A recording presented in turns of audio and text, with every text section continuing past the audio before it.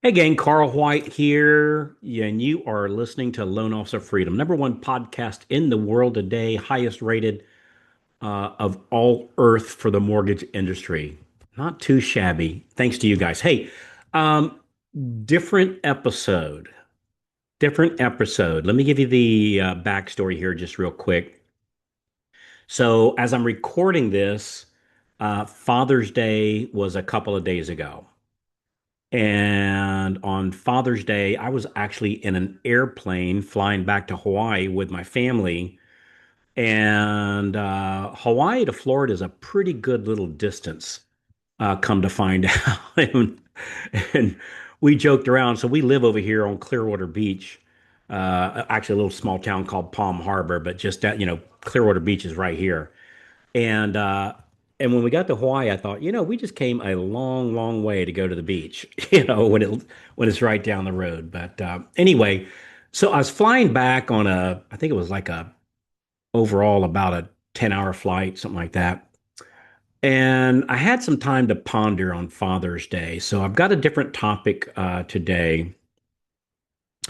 And I'm going to be talking primarily to you dads out there. And I guess some moms might have, I guess everybody can benefit from this, but particularly I'm talking to the dads, including myself, right? And what I want to talk about is something that hit me, pretty hard when I was flying back. I read a book years ago called Man in the Mirror. Man in the Mirror. What was the guy's name? Patrick something, the author, but Man in the Mirror. And in that book, they shared a statistic. And I read this book probably, gosh, 30 years ago, 25 years ago. And I remember this stat. The book shared a statistic and I've heard this quoted a number of times. And frankly, whether the exact number is perfect or not, the point is still powerful. And here it was, the average father, when they polled, this was a large study, and the average father reported or thought that he was spending, like 15, 20 minutes a day, meaningful, like a one-on-one interaction with his kids. And I'm not talking about like reading the paper or watching a TV show together. I'm talking about a one-on-one interaction, with their kids. So the average father thought it was like, 20 minutes a day. When they actually measured this in this big, big study, the actual interaction when it was measured, you're not going to believe this number, but I guess some of you will believe it because you might have experienced it. It came out to 37 seconds a day. 37 seconds, not 37 minutes, not even 3 minutes and 7 seconds. 37 seconds. And actually, what it came out to, I don't remember these exact number. I remember 37 seconds. But the other number was something like it was a total of 2 to 3 interactions for an average of 12 seconds each, or something like that. So, like a couple interactions of 15 seconds a day was the average father to their children as a one on one, purposeful, I'm listening to you conversation. Now, I can tell you that as a father, I don't think anybody wakes up and says, "Hey, my family's not important," right? I don't think any father, and when I say any, you know what I'm saying. I don't think any father says, "My kids are going to get whatever crumbs are left over after the business, after the phone, after the inbox, after the stress, the appointments, the deals, the fires, and the rest of the world is done with me. My kids get the crumbs left over." But in my pondering, I find that, gosh, a lot of times that's exactly what happens. And it's not because, as a father, we don't care. I was thinking like, what's the root of this? And I think it's because we drift. And I think that's the real lesson. I don't think, most people, you know, men and women don't ruin things on purpose, right? They drift away from them. Like they drift away from their health, from their faith. They drift away from their marriage. They drift away from their kids. They drift away from their own goals. And the scary part is drift does not feel dramatic when it's happening. It feels normal, right? You're busy, you're tired, you got deals going sideways, you got clients texting, you've got realtors calling, you got a team that needs answers, you got bills that you're paying, you got responsibilities. And then the day ends and we tell ourselves, I'll do better tomorrow. But then tomorrow looks a whole lot like today did. And then a week goes by, and then a month goes by, and then a season goes by. And all of a sudden, the people that we said mattered, the people that we say mattered most, are getting the least intentional version of us. And as I'm saying this today, this is not meant to be a guilt trip or shaming thing, right? I don't like either one of those things, particularly shame. I think shame-based families definitely something to work on, right? So I'm not saying it for a guilt trip. I'm saying it for a wake-up call, and to myself included, of course. But here's the good news. It's fixable. This is fixable. And we don't need to quit our job. For us fathers, we don't have to become some perfect dad who never misses anything. And same for the moms, right? But you do not need to have a 3 hour deep conversation every night, right? You do not have to have a 3 hour deep conversation every night. But what you probably do need is to be more intentional. I need to be more intentional, right? And I get, really this message isn't just for fathers with their kids. I get this to go with our spouses too, gentlemen, right? But being Father's Day is the kids that I was thinking about. And I think what we have to do is start asking a very simple question. Who is getting my best, right? Who's getting my best attention? Because attention is one of the greatest forms of love, right? Kids spell love Time, time. And I'm going to tell you, there's no such thing as quality time. There's only quantity time, right? That quality time, I've used that in the past to cop out. Meant well, but when the rubber meets the road, it's a cop out. So attention is the greatest form of love. Not money, not gifts, not I was working hard for you. I mean, those things matter. But when it comes to the people closest to us, what they often want the most is us, not our leftovers, not our distracted version, not our I'm listening, but I'm checking my phone version, right? They want eye contact. They want a question, right? They want to laugh. They want us to laugh. They want us to notice. I've noticed that recently with my 13-month-old grandson. He'll do something and then he'll immediately look at me and see if I approve. That's at 1 years old. So I can tell you as a father of all three of my children are in their 30s, from the upper 30s to their mid to the lower. I got one in each kind of category. And I can tell they still look for dad's approval. They'll do something and kind of look, what does dad think about this? Right. So I don't think that ever, and I did that till the day my father died. Right. So they want us to notice. They want a moment where they can feel like dad is here. And listen, I'm saying this as much to myself as anybody else. And it's very easy for driven people like all of us to justify being absent because we're being productive. And I'm not against production, right? That's what I'm all about. I'm a mortgage guy or I'm a business guy, right? I'm a salesperson. I believe in working hard. I believe in building something, right? I believe in making money. Right? I think money's a good thing. Anybody thinks that money is evil, they haven't given enough of it away, right? Money's a good thing. It's a catalyst. It makes amazing things happen. I believe in serving clients. I believe in doing work that matters, right? But what I don't believe in is that success at work should come at the cost of failure at home. I think that's the single biggest failure is to have success at work and failure at home. That's the most miserable people that I know. And I know some of those people, right? And I think this is where a lot of loan officers or branch managers or the brokers or the entrepreneurial spirit of us and salespeople need to be honest, right? Sometimes we say we're working for our family, but if we're not careful, we can end up giving our family the worst of us, right? They get us when we're tired. They get us when we're irritated. They get us sometimes when we're mentally somewhere else.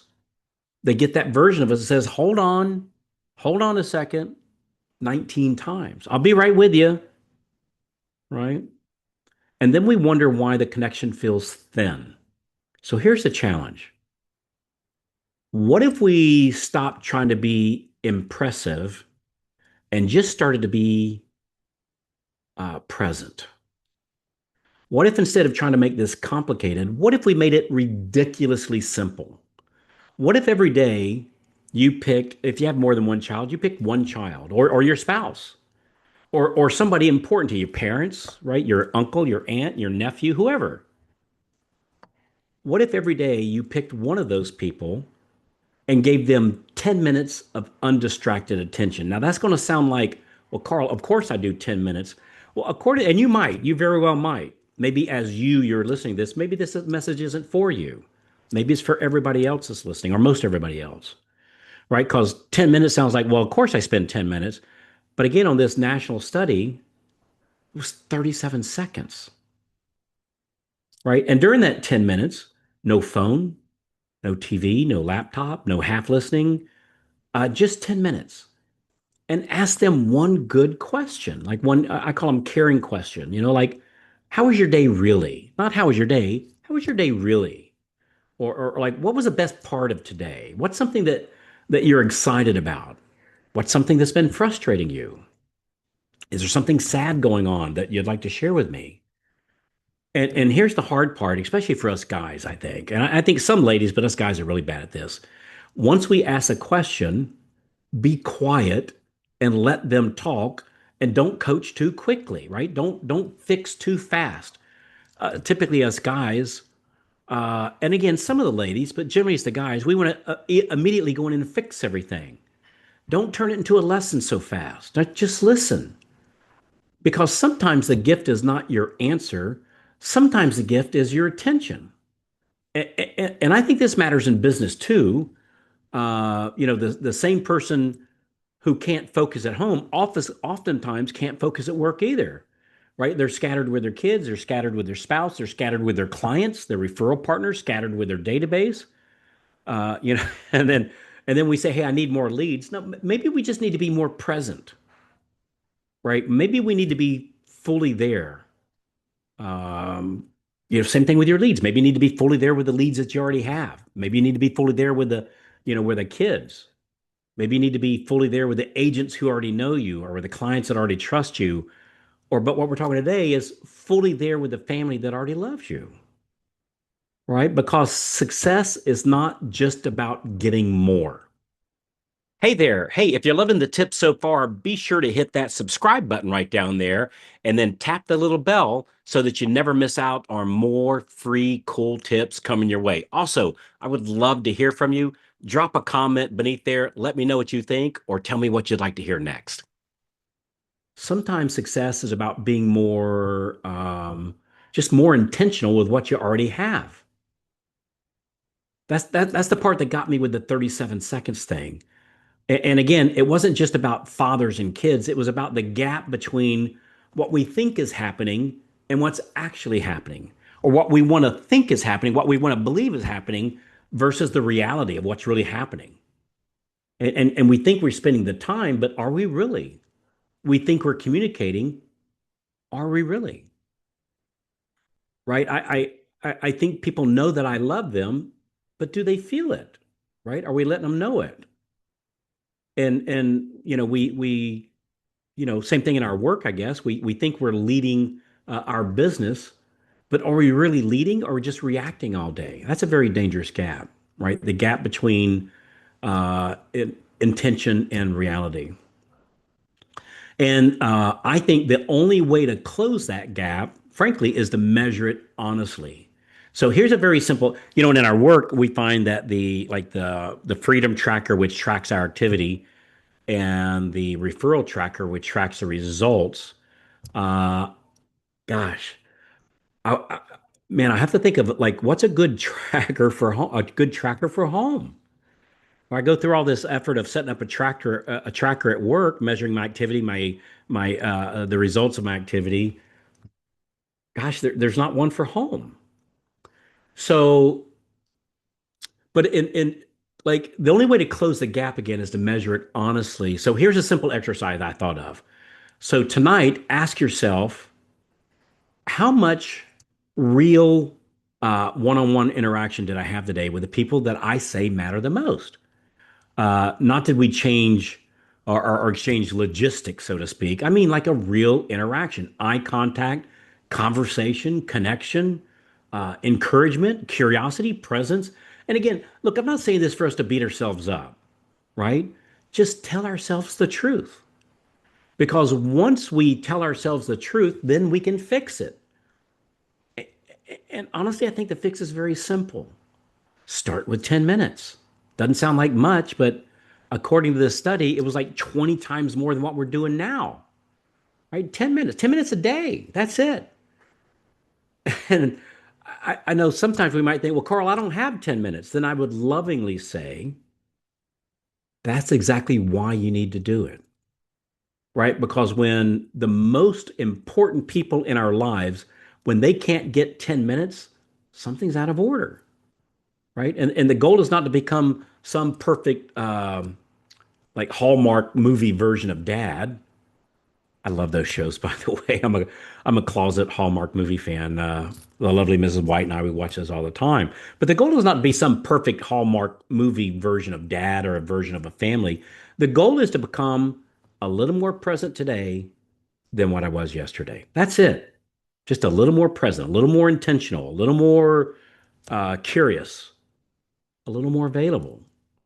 Because years from now, your kids will probably not remember every deal that you close.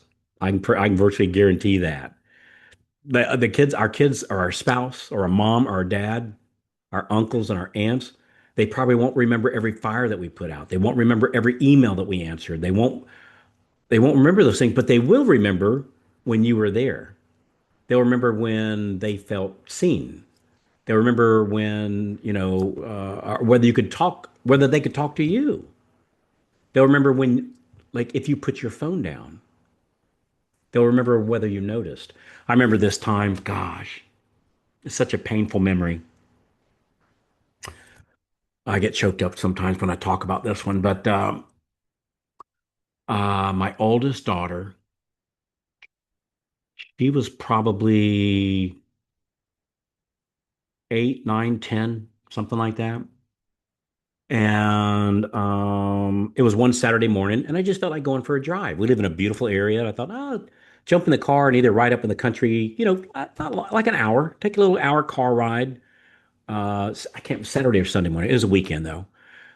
Maybe go to the beach. We just ride, not walk anywhere. Just go for a ride. And so Katie was up. And said, hey Katie, you wanna go for a ride in the car? You wanna go for a car ride? She goes, sure. Do you need to make some phone calls or something? And she didn't say it, you know, in a mean way. It was like, oh, I'm gonna be riding in the car with Dad. He must need to make some phone calls, and he's gonna be on the phone while I'm in the car with him. And yeah, I'll go. And it was like, no, I just want to spend some time with you. But see, the reason why she thought I was going to make phone calls is apparently prior to that, every time we were in the car together, I'm on the phone. Well, I can tell you when she said that, and again, she said it out of love or not just like it's what she knew. It was what was normal. Again, she wasn't being the classic sarcastic teenager. Oh, you need to make some calls. No, she was like, oh, sure, of course. If you need to make some calls, I'll hang out with you while you make calls. And oh man, that was just a dagger in my heart, you know. And I can tell you that never again have I ever made a business call or a friend call while my family's in the car. Now, it's not to say if I get a call from like my dear friend Owen, we work together, right? But Owen might call me up and maybe he's vacationing or he's getting ready to go somewhere or as one of his kids have done something and he wants to call me and see how things going. Of course I'll take that call. It'll be short, but so I'm not saying I don't ever take like a personal call in the car, but I keep them short and I don't make any business calls at all. Never, when somebody else is in the car with me, ever, like never. So our kids will remember whether you could talk, or whether they could talk to you. They'll remember if you put the phone down. They'll remember whether you noticed. And the truth is, you don't get unlimited chances at that, by the way. Kids grow up, right? The seasons change. And the little moments are only little moments while they're happening. Later, they become big stuff, right? So here's my challenge for you. Do not let 37 seconds be your number, right? Pick one person that you love and give them 10 focus minutes today. Not someday, not when things slow down, not this coming weekend, not after the market changes, not after your next closing, not after you finish getting your CRM set up or your website set up or hiring that person, but today. Put the phone down, ask a question, listen longer than what feels natural. Because apparently, what feels natural to us on listening is like 37 seconds, right? Let them feel that they matter because they do. We just need to show it to them. Because at the end of the day, business success is great, and it is. Money is great, and it is. Production is great, and it is. Growth is great, and it is. But none of that replaces being present with the people that you love. So go build your business, go serve your clients, go make the calls, go do the work. But when you get home, be home. And by the way, don't get home at 8 o'clock. Like if you go look at my calendar, actually it's 4:30. At 4:30 on my calendar, it says go home. I go home. Anything that didn't get done, I'm going to delegate it out the next morning, or that's the first thing I'll do the next morning, or I'll figure out where my day did I do stuff that was not intentional or that was not a good use of my time or that didn't bring in a new loan. Uh, and I'm going to eliminate that activity or I'm going to delegate that activity. Um, yeah, get rid of the stuff that doesn't matter. Just because we're busy doesn't mean we're productive.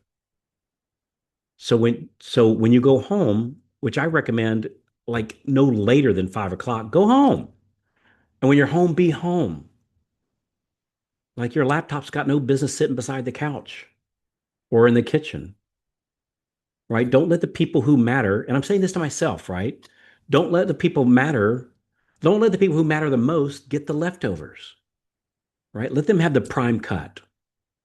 So, all right, that's it for today. So, I know this is a little different than I normally do, but I don't know. I just felt led to share the things that I was pondering, and hey, if your kids have grown up and you think, "Wow, I blew it," it's never too late. It's never too late. It's never too late. I tell my kids all the time that, hey, I'll always be your dad. You're grown up. Uh, I got a doctor in the family. One of my kids is a family practice medical doctor. The other's an engineer. The other studying her PhD in education. Right? They're grown up. They're successful. You think, well, they don't need dad anymore. They do. Thank God. I'm grateful. Right? And if we've blown it in the past, we can't correct that, but we can going forward. Call them up today. Right? If they're in your area, go by the house. Just spend 10 minutes with them. Call them up. Spend 10 minutes with them. Yeah. All right, that's it. So this is Carl White. Give somebody more than 37 seconds a day. I appreciate you so much, and I appreciate you letting me stand on my soapbox here just a little bit. And again, maybe the primary person I'm talking to here is myself, um, and maybe somebody else can benefit from it too. So thank you so much. I appreciate you guys. That's it. My call. I always have a call to action on every episode. My call to action today: go give somebody more than 37 seconds. So, and I'd love to hear how that went, by the way. So feel free to reach out to me, usually somewhere wherever you're watching that there's a way to communicate with us. Shoot me an email or shoot me a text or something. Or join me on Loan Officer Breakfast Club, loanofficerbreakfastclub.com. We meet every morning from 8:30 to 9 o'clock Eastern time. jump on there and tell me how that worked out for you. I'd love to hear from you. So, all right, that's it. Thanks again, and I'll talk to you on the next episode. Can't wait to hear about your strides in this area. So, thanks again. Bye bye.